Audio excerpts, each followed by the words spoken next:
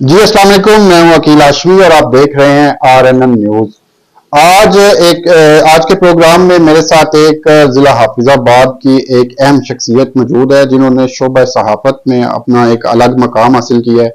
उनके साथ आज की गुफ्तगू होगी और हम ये जानने की कोशिश करेंगे कि शोबा सहाफत में उन्होंने जो जिला में नाम पैदा किया है, बल्कि मैं यूं कहूंगा कि उन्होंने पूरे मुल्क में नाम पैदा किया है, इसके पीछे उनकी क्या स्ट्रगल थी और आज जो न्यू जनरेशन है उसके लिए भी उनसे मैसेज लेंगे कि वो जो इस फील्ड में नए आने वाले नौजवान हैं उनके लिए क्या कहेंगे। तो आज मेरे साथ मौजूद हैं भाई अजहर हुसैन, उनसे गुफ्तगू का आगाज करते हैं। जी अस्सलाम वालेकुम। जी वालेकुम सलाम। अच्छा अजहर भाई, आप मुझे ये बताइएगा कि आप शोबा सहाफत से कब से मुंसलिक हैं और आपने शोबा सहाफत को ही क्यों चुना? शोबा सहाफत में आने का मकसद यही था कि एक तो हमारे खासकर जिला हाफिजाबाद जो कि एक पसमानदा सा ज़िला समझा जाता है, तो यहाँ के इशू या किसानों के मसाइल हैं, इस तरह काफ़ी सारे लोगों के मसाइल हैं जो ज़िंदगी की बुनियादी सहूलियात का फुकदान है यहाँ पर, तो उसको उजागर करने के लिए मैंने शोबा सहाफत जो है वो चुना था। अजहर भाई, मैं भी आज आपके पास इसलिए हाजिर हुआ हूँ कि आपसे ये जानने की हम कोशिश करें कि जो शोबा सहाफत से मुंसलिक नौजवान है, इस फील्ड में जो लोग हैं, उनके लिए आपसे एक मैसेज भी लें कि क्या स्ट्रगल होती है, इसके पीछे क्या बैकग्राउंड होती है। आपने शोबा सहाफत में जब आप आए तो उसके पीछे क्या बैकग्राउंड है और कैसे आप यहाँ तक इस मकाम तक पहुंचे? देखिए जी, सहाफत या सहाफ़ी कोई बनाने से नहीं बनता, सहाफत इंसान के अंदर होती है और उसका नाम ज़मीर है।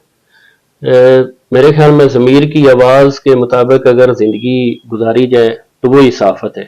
आपके सामने कोई गलत काम हो रहा है, कोई गलत चीज़ आ रही है, तो आप उसको लोगों के सामने लाते हैं या उस चीज़ को मतलब कोई इशू है तो इक़्तिदार के ऐवानों तक अगर वो आवाज़ आप पहुंचा देते हैं तो मेरे ख्याल में ये सहाफत है।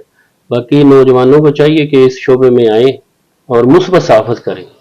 आपने कहा कि इक़्तिदार के ऐवानों तक आवाज पहुंचाते हैं, तो जब आप इक़्तिदार के ऐवानों तक आवाम की आवाज पहुंचाते हैं तो आपको भी बहुत सारी मुश्किलात पेश आती होंगी।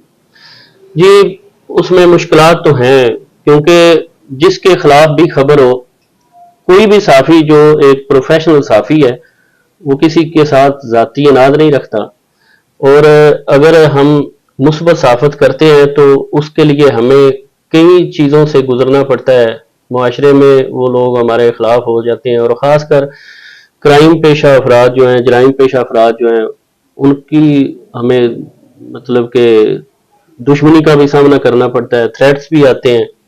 लेकिन जो ज़मीर की आवाज़ है ना, जब उस पे इंसान लब्बैक कहकर मुआशरे के जो बुराइयां हैं वो उजागर करता है तो मेरे ख्याल में वो खुशी हासिल होती है। अच्छा अजहर भाई, आप मुझे ये बताएं कि सहाफत का शौक आपको कैसे पैदा हुआ, किसको देख के किससे इंस्पायर हुए आप और क्या स्ट्रगल की? देखिए, मेरी शौक है, बिल्कुल है इसमें, लेकिन इसमें कुछ चीज़ें ऐसी होती हैं, मैंने शुरू में बताया है कि एक इंसान के अपने ज़मीर की आवाज़ होती है। जब आपके सामने कोई गलत चीज़ हो या गलत चीज़ सामने आए तो आप उसके खिलाफ खड़े हो जाएं, तो वही सहाफत है। तो इसमें अल्हम्दुलिल्लाह मेरी टीम पूरी शामिल है। हमने अभी तक जितना भी वर्क किया है वो एक टीम वर्क की सूरत में किया है। मेरी नवाज मोना साहब हैं, हमारे चेयरमैन है मीडिया हाउस के, मुदस्सर भाई हैं, जैद मुनीर साहब हैं, इसके अलावा कादी कमर साहब और भी जितने दोस्त हैं, मेरी असल ताकत वो ही है। उनके हौसला देने से ही मैं मतलब कोई भी इशू है तो हम उस पर बिल्कुल बात करते हैं। हमारी किसी के साथ चाहे कोई सियासत में है चाहे कोई सहाफत में है, क्योंकि हमारे दोस्त जो हैं टांगे खींचने वाले वो साफियों में भी ऐसे दोस्त हैं। अच्छा अजहर भाई, आप मुझे ये बताइएगा कि बतौर एक सहाफी आप डिस्ट्रिक्ट हाफिजाबाद की सियासत को किस नजर से देखते हैं? मैं समझता हूँ कि काफ़ी उम्र हो गई है मेरी भी अब, तो अभी तक मैंने देखा है कि यहाँ पे सियासत जो है ना वो कोई उसने ख़ास अपना रोल नहीं अदा किया, ख़ासकर इस इलाके की तरक्की के लिए। अब नए चेहरे भी सामने आ रहे हैं, अब देखते हैं। एज ए साफ़ी मैं ये समझता हूँ कि जो भी अच्छा काम करेगा लोग उसको ضرور کامیاب کروائیں گے، اور وہ آگے جا کر شاید ہمارے قسمت کھل جائے حافظ آباد کی. تو کیونکہ پہلے تو کافی لوگوں کو آزما چکے ہیں، میرے سمیت ضلع حافظ آباد کی پوری عوام ان کو آزما چکی ہے. اب کچھ نئے چہرے بھی آ رہے ہیں سامنے، نئی پارٹیاں بھی جنم لے رہی ہیں. تو خیر انشاءاللہ دیکھیں اب کیا ہوتا ہے. اچھا، صحافی جو ہوتا ہے وہ معاشرے کی آنکھ ہوتا ہے، تو آپ کی آنکھ بھی یہ دیکھ رہی ہوگی ضلع حافظ آباد کو کن مشکلات کے سامنے. آپ کیا سمجھتے ہیں کہ یہاں پر ترقیاتی کاموں میں جو سر فہرست کام ہے وہ کیا ہے؟ سب سے پہلے تو میں یہ کہوں گا کہ یہاں پہ صحت کا جو ہر انسان کی ایک بنیادی ضرورت ہے. ہاسپٹل جو ہیں وہ خاص کر یہ جلال پور بھٹیاں کا ہاسپٹل ہے، یہاں پہ بارشوں کے دنوں میں یہاں پہ پانی کھڑا ہو جاتا ہے. نکاسی آب کا ضلع حافظ آباد میں بہت زیادہ مسائل ہیں، خاص کر حافظ آباد سٹی کے اندر. مطلب آپ دوسروں کو چھوڑے، حافظ آباد سٹی جو ہے اس کے اندر کئی ایسے ٹاؤن ہیں، کئی ایسے محلے ہیں جہاں نکاسی آب کا بڑا مسئلہ ہے.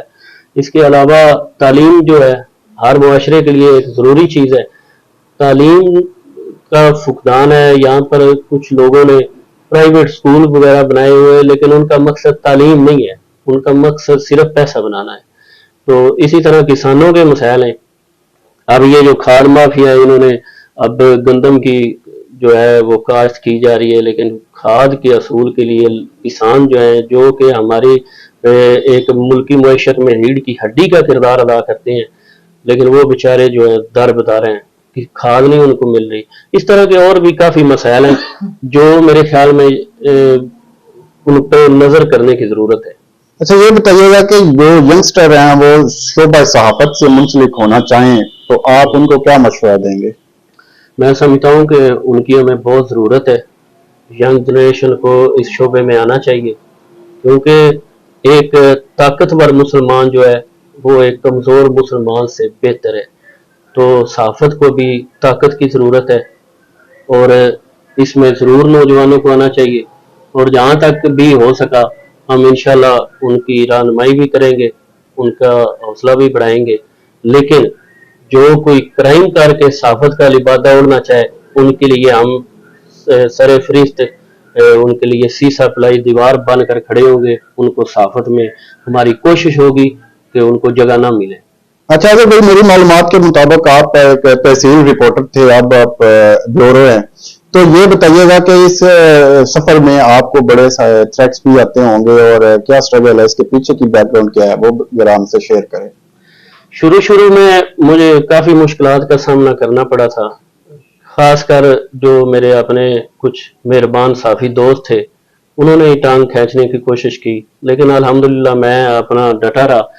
تو اور بھی کافی کوئی ایسی خبریں ہوتی تھیں جس کی وجہ سے مجھے تھریٹس بھی آئے یا اس طرح کی فون کالز وغیرہ، لیکن میں نے ان کی طرف کبھی کوئی توجہ نہیں دی، کیونکہ اگر میں ان کی طرف دیکھوں تو میرا آگے کا حوصلہ جو ہے وہ شاید ختم ہوتا رہے.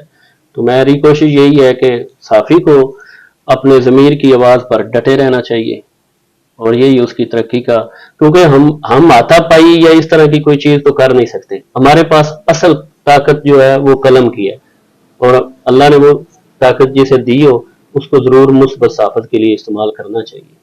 اچھا، آپ کا میں نے دیکھا، آپ کی رپورٹس بھی دیکھی ہیں، آپ کے پیکیجز بھی دیکھے ہیں، بڑا ایک منفرد سا سٹائل ہے آپ کا. یہ سٹائل جو ہے اس کے بارے میں بتائیے گا کہ یہ گاڈ گفٹڈ ہے یا آپ کسی کو کاپی کرتے ہیں یا کسی سے انسپائر ہو کے یہ کرتے ہیں؟ یہ بڑا ایک آپ کا ایک دلچسپ سا سٹائل ہوتا ہے، جب آپ بولتے ہیں تو ایک سیر طاری ہو جاتا ہے. سر اس میں سب سے پہلے تو یہ کریڈٹ جو ہے وہ میرے اساتذہ کو جاتا ہے. عنایت حسین بھٹی صاحب جو اس وقت بھی principal government degree college Pindi Bhattian کے ہیں، سر اسد سلیم شیخ صاحب ہیں، اور سر ناصر صاحب ہیں جو سکھی کی منڈی میں ان کی رہائش ہے. یہ میرے ٹیچر ہیں، ان سے کافی میں نے سیکھا ہے، اور الحمدللہ آج بھی ان کے ساتھ میں ٹچ میں ہوں. وہ میری رہنمائی کرتے ہیں، اور کوئی بھی چیز ہو، کوئی رپورٹ ہو یا اس طرح کی، پہلے میں اس پہ ریسرچ کرتا ہوں، ریسرچ کر کے خود اس کا ایک کالم لکھتا ہوں، لکھ کر پھر میں وائس اوور کر کے تو رپورٹ تیار کرتا ہوں. تو وہ بڑی مزیدار رپورٹ ہوتی ہے. تو اچھا یہ بتائیے گا کہ آپ نے اساتذہ کا ذکر کیا، فیوریٹ استاد؟ نہیں، یہ اب میں मतलब کہ نہیں کہہ سکتا، کیونکہ میرے جتنے بھی اساتذہ ہیں ان کی ہر ایک کا ایک اپنا رول رہا ہے میری زندگی میں.